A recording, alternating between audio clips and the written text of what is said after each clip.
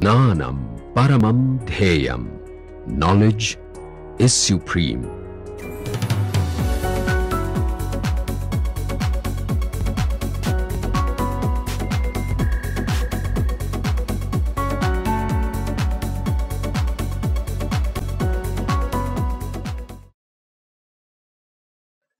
Okay, so I was slowly bringing into you these formal notations which you may see in any books on quantum mechanics. So you should at least be familiar, even if you don't know the formal group theory, at least in the context of quantum mechanics. Okay. So today the focus will be on groups. We discussed this in the last lecture explicitly on rotations. So for completeness, I am going to go through it again. S corresponds to proper rotation or determinant of the set of matrices which are 3×3 matrices. They have to be orthogonal. O is orthogonal. S is for determinant being 1 or proper rotation and in the 3-dimensional space. SO4 means determinant 1. You can assume that there is a fictitious fourth spatial coordinate even though you don't see it. So it is still research wise we still feel that we may not be in 3 spatial, we may have higher spatial dimensions. Okay. So just keep this in mind. As a mathematics problem you can still put one more extra spatial coordinate. You can treat it to be an abstract coordinate which you don't see, you only see x, y, z. But you can still do the set of orthogonal matrices with determinant +1 and study that collection which you call that group. It forms a group which is called SO4. I am not really telling you the axioms of a group. When does the set become a group? You have to give an operation. Typically, since we are looking at matrices, they are matrix multiplications. And you need to say in that set, every element should have an inverse. If you take the product by the group operation, which is matrix multiplication, you should get an identity matrix in the set. So there is a set of axioms which I am not putting in because this is not really a group theory course, but you can go and look it up. Okay. Further, we do study in quantum mechanics unitary operators and unitary matrices. And if you look at unitary matrices which are 2×2 matrices with determinant +1, that collection of 2×2 unitary matrices with determinant +1, so that will belong to a group which is SU2 in the context of rotations. Especially the 2×2 matrices are required for spin half particle, right? Spin half has 2 states possible. So you can write matrix representation in the 2-dimensional linear vector space as a 2×2 matrices. And what are those 2×2 matrices which you have been looking at? It's an exponential of Pauli matrices. Okay. So this is what you have been seeing. So I am just putting it compactly here so that you get a feel of various jargons. When you open a book, you may see things. As he pointed it out, rotation in 3 dimension, if you take a vector with the tip of the vector to be on the surface of an orange, if you do a rotation, the tip of the vector will always be on the surface of the orange. Okay. So you can say that the symmetry on the surface of a sphere is SO3, the group symmetry. Okay. It takes you a one vector r vector to r prime, but the magnitude of r and r prime are same. So let me recap what we did for angular momentum before we get to see the groups. So this is what we derived in the last lecture using Schwinger oscillator approach, right? So one of the ways in which you can remember that this is correct is that if the m was the small j, then this is non-zero. If m is minus j, then it has to become 0. So there should be a coefficient with j plus m. Okay, this is one way of remembering it. You can also derive it. So it is a ladder operator again or a lowering operator which takes the magnetic quantum number reduces it by 1 unit. Similarly, J plus raises it by 1 unit, and beyond m equal to j it has to be 0, which means you will have a j minus m, which will take care of it becoming 0. We derived these things, I am just recapping. And they are simultaneous eigenstates of jz and j squared, sometimes we call it as j3. So this is eigenvalues mh cross and j into j plus 1 h cross 2. What was the angular momentum algebra involving these non-Hermitian? J plus Hermitian conjugate of this is j minus. You can write the algebra, the commutator algebra involving j3, j plus and j minus, and amongst them they satisfy this problem. So that's what is called as the angular momentum algebra. And then we also saw that whenever you have a continuous symmetry like translations, space translation, time translations or rotation, we have a conserved quantity, and that conserved quantity is what we called it as, it comes under the heading of Noether's theorem in classical mechanics, which also goes through for quantum mechanics, but on the matrix elements or expectation values, or in the Heisenberg pictures on the time evolutions of the operator, they satisfy this,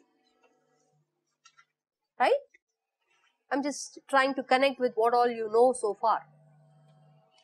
So just put it as a table here. What is the symmetry? There is a translation which takes a vector r by a units. What performs this translation? The operator which helps you to perform this operation is the momentum, linear momentum operator, and the corresponding parameter which shows up in translation is the a vector. So the linear momentum has 3, it's called generator, which performs this translation. Px, Py, Pz, there are 3 generators for translation. Correspondingly, there will be 3 parameters which you can call it as Ax, Ay and Az. So always you will see whenever you find the number of generators, you will have equal number of parameters. It won't be different.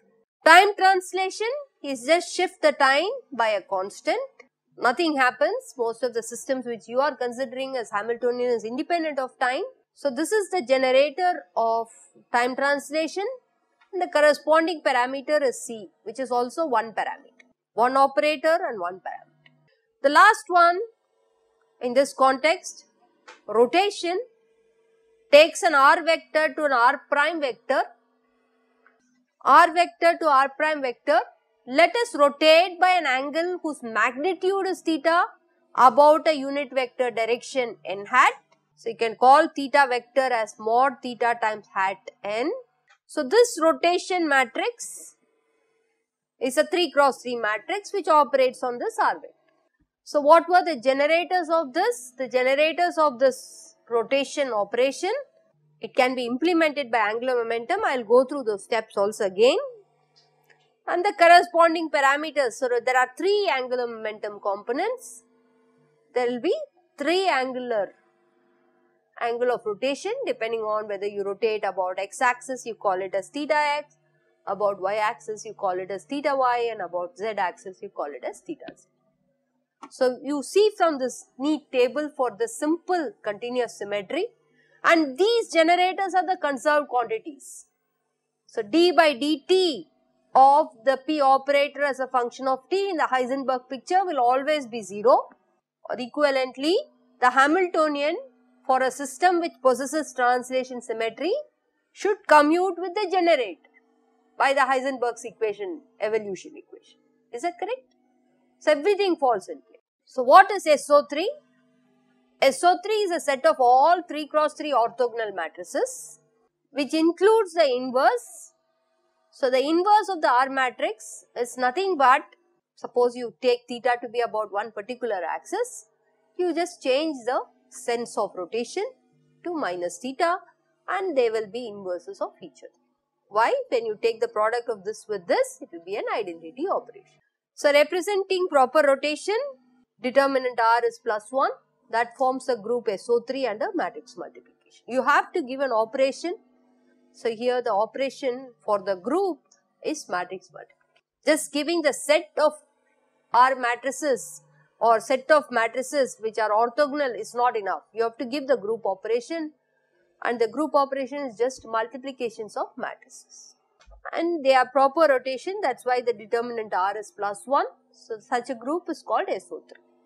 You can take an arbitrary axis and look at an angle which is infinitesimal, whose magnitude is epsilon. You can write this n hat times epsilon as epsilon x Ex, epsilon y Ey plus epsilon z Ez, and you can write compactly for an infinitesimal in the sense that I don't want to keep anything higher than epsilon order. I don't want to keep epsilon squared, epsilon z, epsilon x. I don't want to keep anything higher because they are already very small. Keeping only linear terms in epsilon, this is the most compact matrix you can write. Suppose you take hat n to be along x-axis, okay, if you take hat n to be along x-axis, the one which will show up is the rotation which is epsilon x and epsilon x, right, and I am keeping terms, we will see why I am keeping terms up to epsilon squared later. If you want to keep terms up to epsilon squared, then you can write about the x-axis in this fashion. Please verify this, okay. Similarly, for the y-axis rotation matrix, you will have terms in the first and the third column and the first and the third row to be altered, and you have this up to order epsilon. Will these two commute? They don't commute. For infinitesimal, they can be approximated because, but if you want to keep up to order epsilon squared, you will see that it will not commute. Work out this commutator of these two, product of these two, okay. Please do this. Take R x hat epsilon and R y hat epsilon minus R y hat epsilon and R x hat epsilon. Please do that,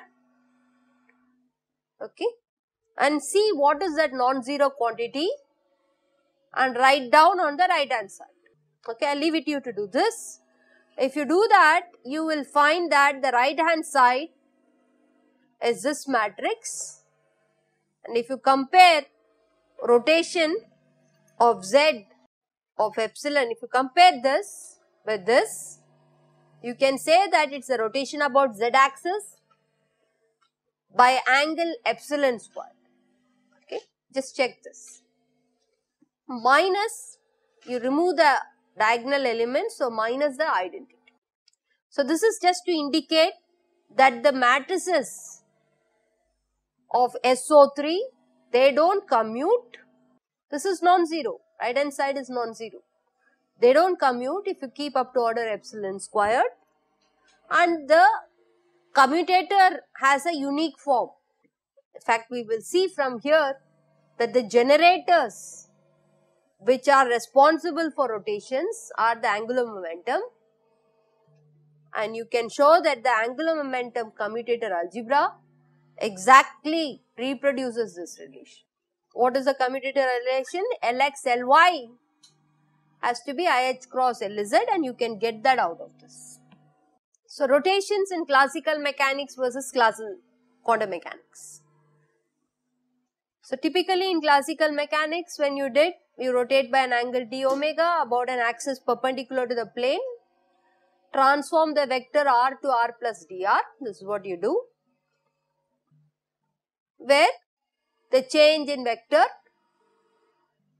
for infinitesimal rotation, you can write it as a vector product. So that you can write r prime as r times r vector, and you can write that as a d omega cross r. This is exactly what we did in the earlier slide, writing the explicit matrix form, but you can rewrite it in this fashion. This I am assuming you know from classical mechanics. In quantum mechanics, what do we want to do? We want to write a unitary operator for rotation for an angle theta. This subscript is for rotation corresponding to a rotation r in physical space, which when acts on a state psi takes it to a new state psi prime. So, you have a state psi, you do a rotation, and that is performed by ur of theta, and that gives you a psi prime, okay. how will I write this? Psi prime as UR of theta on psi. Okay, so there is a unitary operator which can rotate the state and give me a new state. Similarly, I could also write R prime to be in the position basis, which is U dagger of theta. So what will R prime psi prime be? So what is this? It is psi prime of R prime equal to psi of R. So you can try to shift what is happening to psi prime by writing psi prime of R to be psi of R inverse. You can write this to be the, you can invert the transformation, right? You have this as R times R. You can put an R inverse here and write this. Call R times R as R. If that is the case, then R will become R inverse. Then what can you do here? We know what is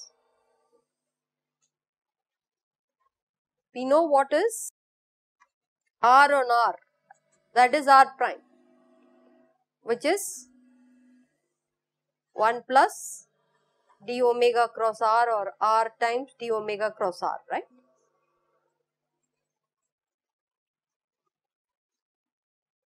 So what will be R inverse?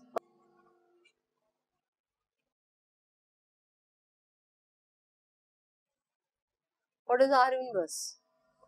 Inverse will change the angle by opposite direction, the negative sign. So this will become,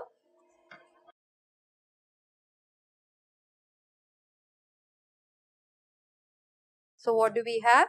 Psi prime of R vector is psi of R inverse R.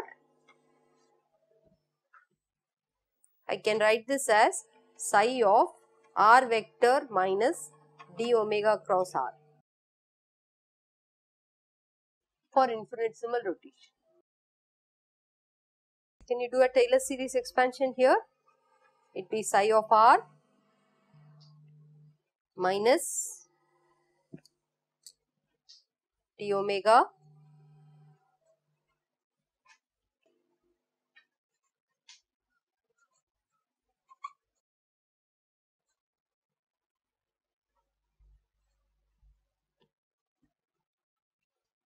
something wrong here.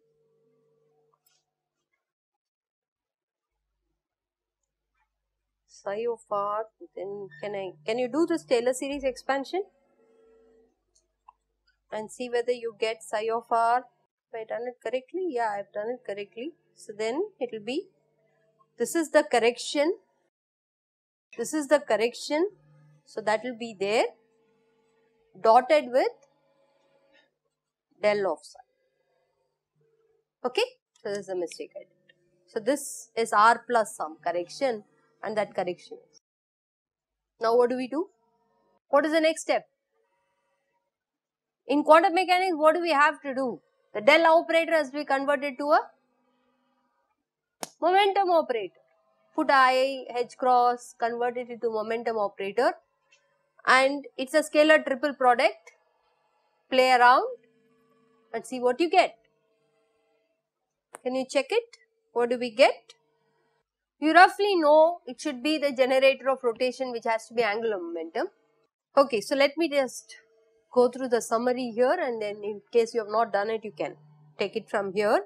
So this changes the wave function, which was initially psi of R to psi prime of R. If psi is a scalar on rotation, this is what I said, psi R vector is same as psi prime R prime, and you could rewrite this as psi of R, which can be rewritten in terms of rotation by an opposite angle in the opposite direction. So this is what I did.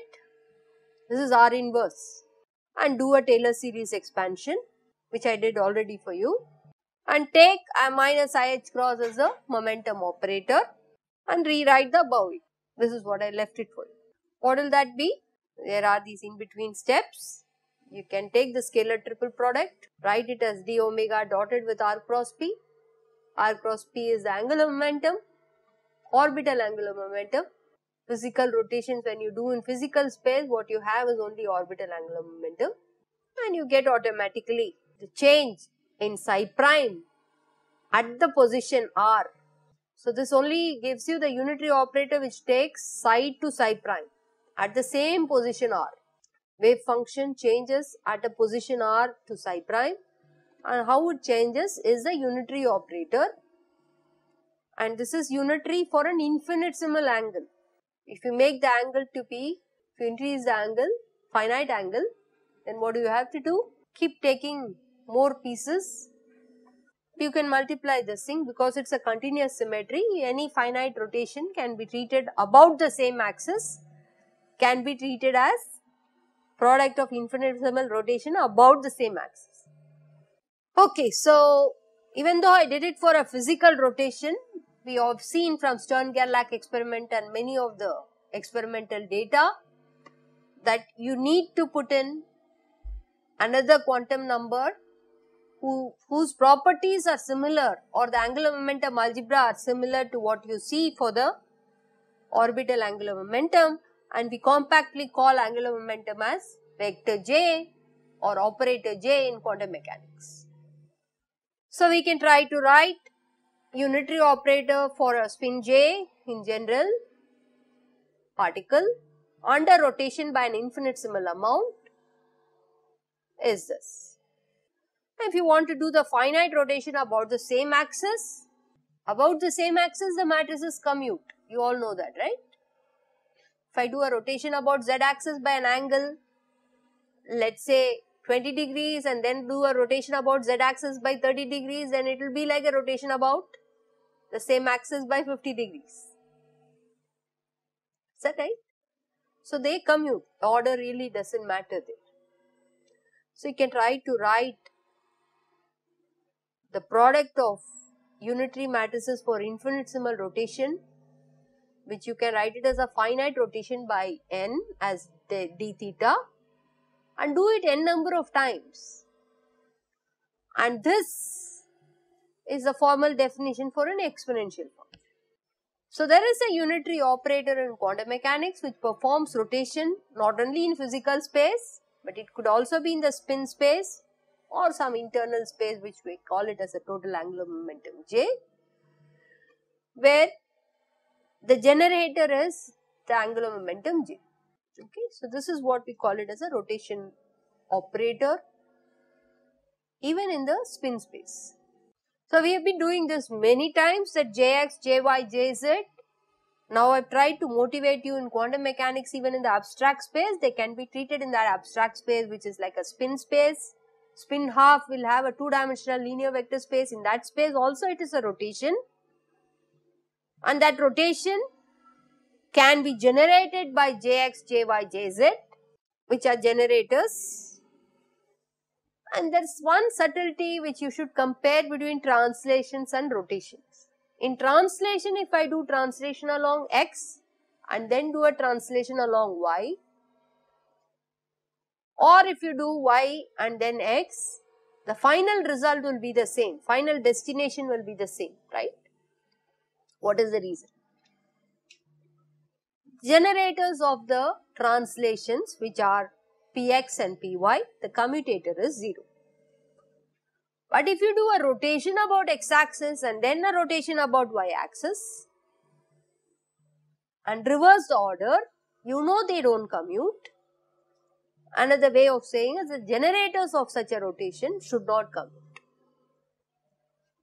So the group of these matrices which don't commute, they are in general called non-abelian group. If you do a rotation about one axis, only one axis, will they commute or no? They will commute. So that is called abelian group. The group of matrices which you write about only one axis will be an abelian group. But if you have three axes, three independent, linearly independent axes, the rotation matrices in general don't commute. The reason for them not commuting is that the generators, which are angular momentum, they don't commute. Okay.